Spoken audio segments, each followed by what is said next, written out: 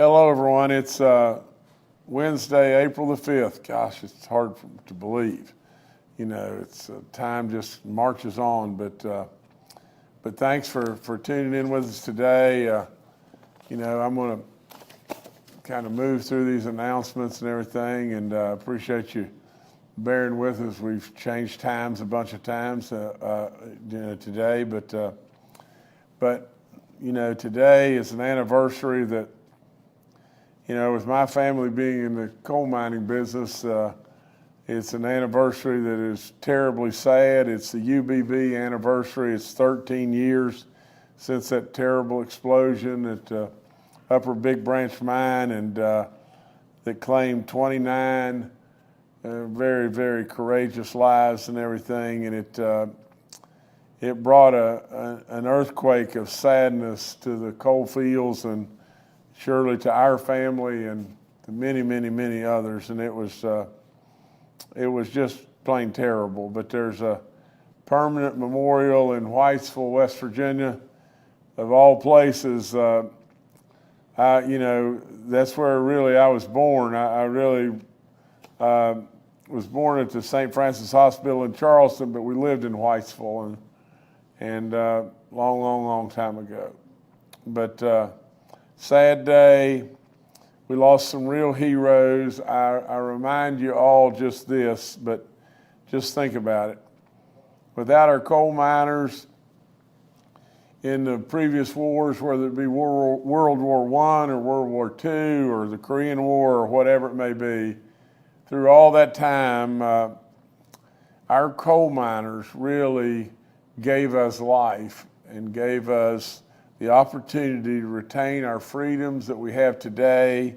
And even today, as we talk right now, there's all kinds of brave men and women that are thousands of feet underground. Some of them are probably working in metallurgical coal mines that the height of the coal is not as high as this desk. And they can't stand up, surely. They can't sit up in a lot of situations all day.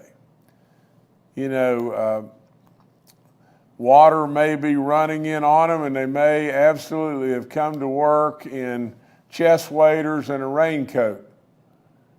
It's unbelievable what they go through, how courageous they are, and how hard they work. And with all that being said, they should be remembered, and they should be commended and respected. And we absolutely would have to be out of our minds, in my opinion, today to think that we can do without fossil fuels in this country today or in this world today. You know, I just had a wonderful meeting with the natural gas leaders of the state of West Virginia and maybe even in the world. But whether it be, you know, Toby Rice and all the people at EQT, whatever it may be, their contributions should be absolutely saluted by all of us. They are looking for solutions and ways to make their products cleaner and better for all of us. Absolutely, anybody in the right mind knows that the more energy we have, or the more access we have to energy throughout this world, the longer people live, the healthier people are. I mean, there's so many advantages, it's off the chart. Way beyond, you know, absolutely the conveniences. But it is, a lot of times those things are forgotten.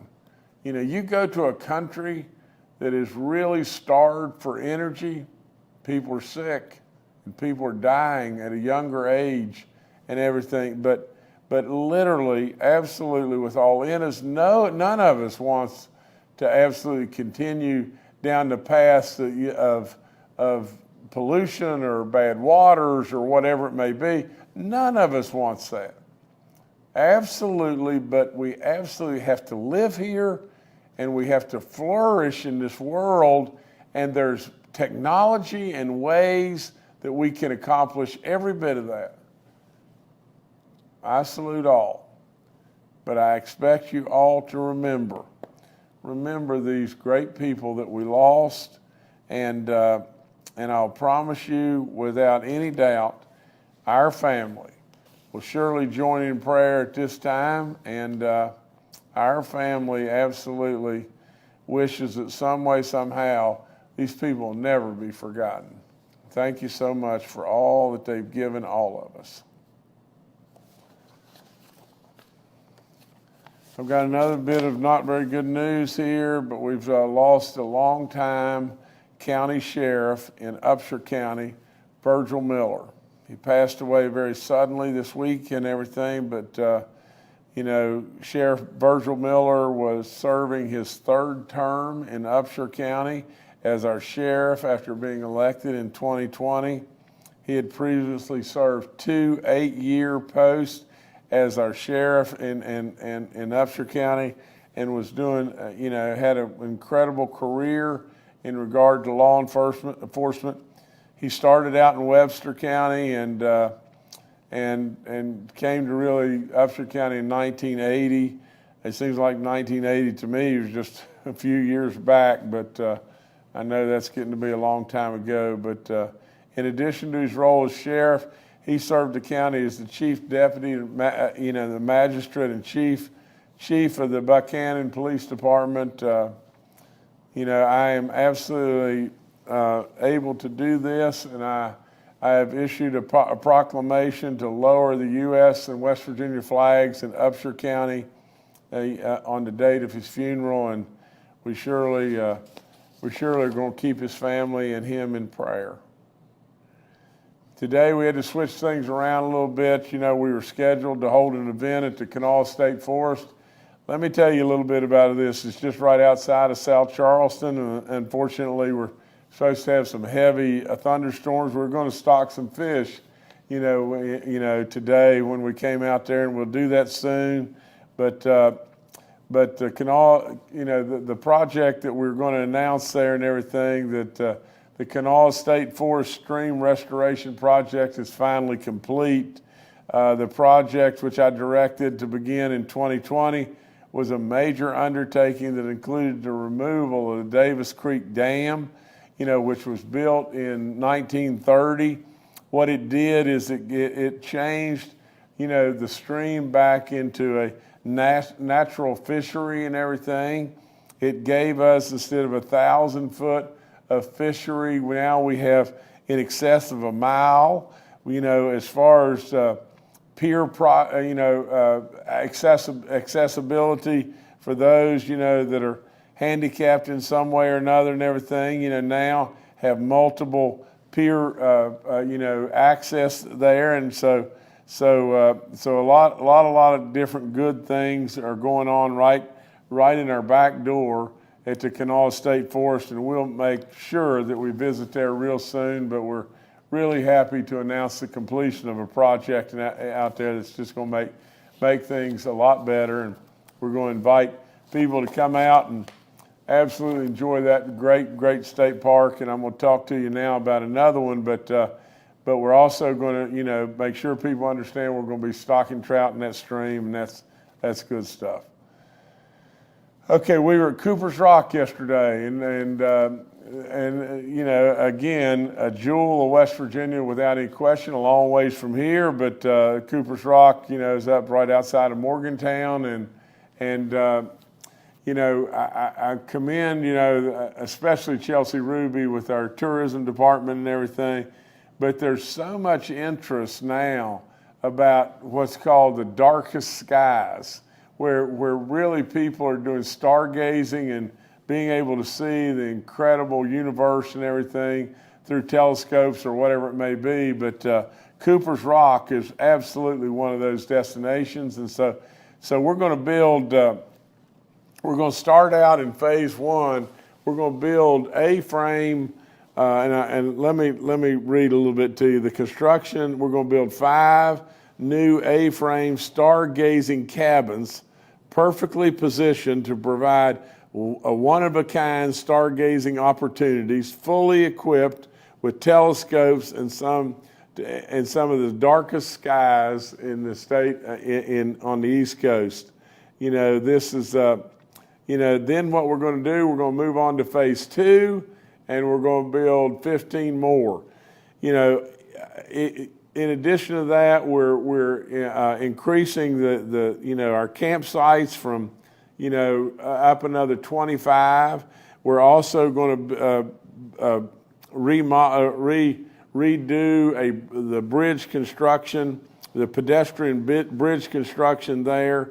But the net of the whole thing is just simply just this: the more money we invest in our parks, the more money we invest in tourism, the more people come, the more opportunity that our folks in West Virginia can have to go and visit their own state parks and see all the greatness and the beauty, and do it without spending an arm and a leg, and makes great vacation spots and everything for our own people. But it really just shows off West Virginia to just what we have to offer and how great we really are. And it has a great, great, profound impact on people that are coming into the state.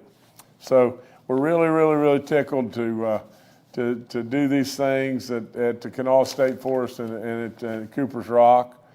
I guess without any question, yesterday to me was a sad day with the indictment of former President Trump, and I thought it was just a travesty. I think it's terrible in every way. I put out a statement, when this first came out the other day. I'd like to read it to you, but this was on my Twitter account and everything. But I put out this statement that said, "Truly, what has happened to our America. I am sorrowed about the lack of respect shown toward the commitment and accomplishments that President Trump has given us. I am sorrowed about the witch hunt on President Trump and his entire family. I am sorrowed about the lack of respect towards our America. Mr. President, Melania, and all the Trump family, especially my hunting buddies, Don Jr. and Eric, thank you from all of us. You shook up the world and invaded the liberal playhouse. I will always treasure our friendships poured on Champ." But I truly believe that doing this to a family, doing this to an president of the United States of America is just absolutely, I don't know what in the world has happened to this country, but we really better get our act together, because, I truly can't imagine that anyone in their right mind could think we're on the right path right now. Donald Trump's not a perfect guy. Jim Justice is not a perfect guy. None of us are perfect guys or ladies. That's all there is to it. We're just not, but it's hard to not acknowledge the greatness and the goodness that this family has done for us. And so we thank the Trump family in entirety. Tomorrow, this weekend we're going to have Good Friday and a day after tomorrow, and then an incredible holiday, Easter Sunday. I truly believe, whether it be Christmas or Easter, there are no holidays that even compare. That's all there is to it. It is a time to celebrate. It's a time to be with family. It's a time, if you can spare a couple of extra dollars or whatever it may be, to maybe think about reaching out a hand to help somebody, maybe give a couple of dollars to a food bank, whatever it may be. But we are so blessed. It is unbelievable how blessed we are. And so we give all the thanks to the good Lord, the God above, for all the blessings that each and every one of us have every day. And what an incredible, incredible time of year. The resurrection, it's just, it can't be any better. So take time with family. Take time to give prayer to all of your blessing and all your thanks. So the other thing is, and this is on surely a much lighter note, but on Saturday we're going to have an Easter Carnival. We have it every year. It's just a fun day, to bring kids down. It's completely free. The First Lady and I will be hosting, and I don't know where they come up with these names, but the annual Bunny Brunch on Saturday between 11 and 1 p.m. And we'll be at the Cultural Center, the West Virginia Cultural Center, and you can come on down and enjoy some good food and everything, and lots and lots of different things that are going to be going on. There'll be some presents like bicycle giveaways and stuff like that, but and then there'll be some crafts and some music and storytelling and lots of games, and it'll be fun. It'll be fun for the kids and everything. We welcome you to come down. Kathy and I'll be there, and we'll probably even have Baby Dog with us, and so come on down and say hi and enjoy the day.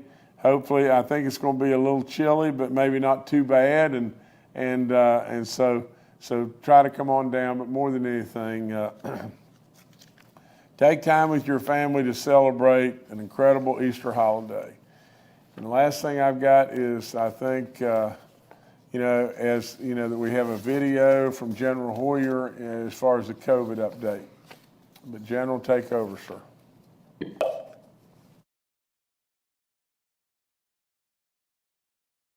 Hello, everyone. Governor, I appreciate the opportunity to again be with you on this briefing. This is being recorded on April the 4th, 2023. Would like to remind everyone that this is National Public Health Week. And Governor, I want to thank you for your leadership and the many folks who have participated in our joint interagency task force, as well as those organizations and community partners who've helped us not only get through the pandemic and continue to work our way through the pandemic response and the remnants of the pandemic, but also have helped us come together to improve public health overall by working much more closely together as organizations and individuals across the state. We'll also want to thank every West Virginian who paid attention, listened to the advice, made the appropriate decisions during the pandemic, and who continue to work to take care of each other, not only during the pandemic response, but today. I think we are going to come out of this pandemic as a much better state, much better prepared, and much more caring and cognizant of taking care of each other and taking care of our friends and neighbors from a variety of health perspectives, particularly public health. I also want to remind everyone that the national state of emergency again ends on May 11th, and we are preparing for the changes that occur with that to include funding and the audits and the FEMA work that's going to need to be done to close out. But more importantly, for those individuals who have Medicaid, CHIP, and SNAP, the process is already moving forward with the changes in those benefits, even though the state of emergency does not end until May 11th. So encourage everyone who has the ability to do so and is involved or uses those services, again, Medicaid, CHIP, and SNAP, to go to wvpath.org and be aware of the changes in benefits that are occurring and how it impacts you and your family. If not, you can call and ask for assistance through the DHHR helplines that are available. In addition, as I mentioned, we are going through a lot of work that will begin. As with any state of emergency and the closeout of that state of emergency, we'll have a lot of work to do on the back end to make sure that work has been done properly and appropriately, that we do all the appropriate audits to make sure that we are fiscally responsible with the resources that were made available to us. So the Joint Interagency Task Force will be working with Department of Homeland Security and Emergency Management, with West Virginia DHHR, and a number of other organizations in order to make sure that we do the proper closeout. Finally, I want to remind you, as Dr. Marsh had mentioned last week, that certain children ages 6 months through 4 years of age who got the Pfizer vaccines have now become eligible for an Omicron booster shot. So please, if your children are in that category, or if you have questions or concerns and may not remember what category your children are in, please reach out to your healthcare provider, your child's healthcare provider, and ask questions and find out what shots may be due or may be available to your child. Again, as we talk about all the time, vaccination is the best protection, not just from getting seriously ill or potentially dying from COVID, but also to prevent the effects of long COVID and the other challenges that may come with COVID after the fact. So again, please check with your child's healthcare provider. Also, for other West Virginians to stay on top of where they need to be with those vaccines, please again reach out and use our COVID-19 vaccination due date calculator at vaccinate.wv.gov, or reach out to the vaccine info hotline at 1-833-734-0965.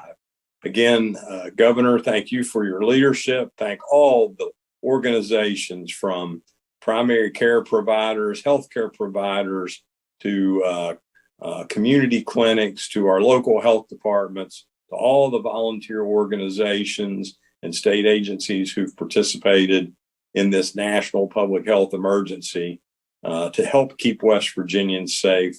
But more importantly, I thank everyone for the work that they have done to build that collaboration and coordination to make us much better prepared to respond to emergencies, as well as to improve our public health. Thank you very much.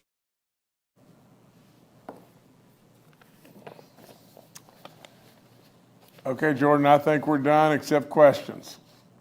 All right. Thank you, Governor Justice. We'll now go to questions from members of the media. Our first question today from John Shaver of WV News. Good afternoon, Governor.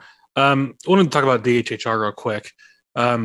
Looking ahead to, over the next year, do you expect to have Jeff Coben serve as interim throughout the entire process of splitting these agencies up? Do we know if there's going to be a plan to have someone in charge of each agency, and will he be one of them? Thank you. Okay, I think I understood, but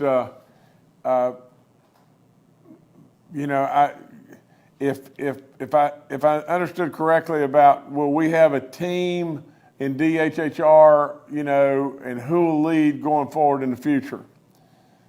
I really don't think that Dr. Marsh, General Hoyer, Dr. Coben, I don't think any of them are going to run off and leave us, and I think they're going to stand right with us and everything, and they'll be the team that absolutely stays and helps us as we continue to choose right secretaries for the jobs and everything, and we're only probably a month into this right now, but I'm pleased with dividing up and doing the work we're going to be doing in DHHR, and excited about it, and the team, I'm sure, is really excited as well. So we're going to have good people as secretaries, but we're going to have really, really nice people that are volunteers, like I said, and Dr. Marsh and General Hoyer and Dr. Coben, and they have been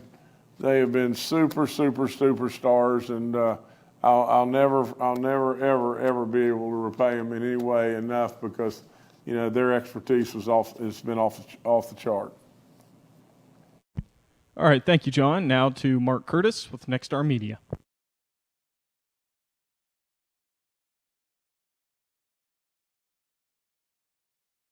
There we go. Governor, I want to ask you about the state police investigation. We have received an unusually high number of emails questioning whether Colonel Chambers and Major Mitchell were the right choices to lead the agency at this point in time. No one is questioning their integrity. No one is questioning their experience. They're obviously two qualified law enforcement officers, but they have a combined total of experience inside the WVSP of more than 50 years. And some folks are suggesting, how can you, independently investigate an agency you've been a part of that long, and how you can really change the culture if you're basically an ultimate insider. So I guess what I'm asking is twofold. What is your confidence level in both Colonel Chambers and Major Mitchell? Are these the right guys? Or should you, as some of our viewers have suggested, gone outside the agency and gotten somebody new and independent, maybe somebody from out of state or another agency to oversee this investigation? Let me answer this again, as I always do, as honestly as I know how. First of all, I don't think we could have possibly selected anybody any better than our new Colonel Chambers and from the standpoint of a great man in Mitchell. I don't think there's anybody we could have picked better. But understand this too. We have other agencies that are absolutely involved here. These people report to Homeland Security. And so not only do we have oversight, and the other thing, Mark, I want everyone to understand something loud and clear. We just want to make things better. As far as really what are we really dealing with? We're dealing with maybe out of control egos. We may be dealing with honor. We may be dealing with respect. Do these people, these two individuals we're talking about, not absolutely abound in just that? We want more transparency. We want to correct it. I don't really care how many scalps we come up with. We replaced the colonel of the state police. I don't care about just going down the line and having scalp after scalp. Now, I don't like the fact that we allowed somebody to retire, that we absolutely saw theft.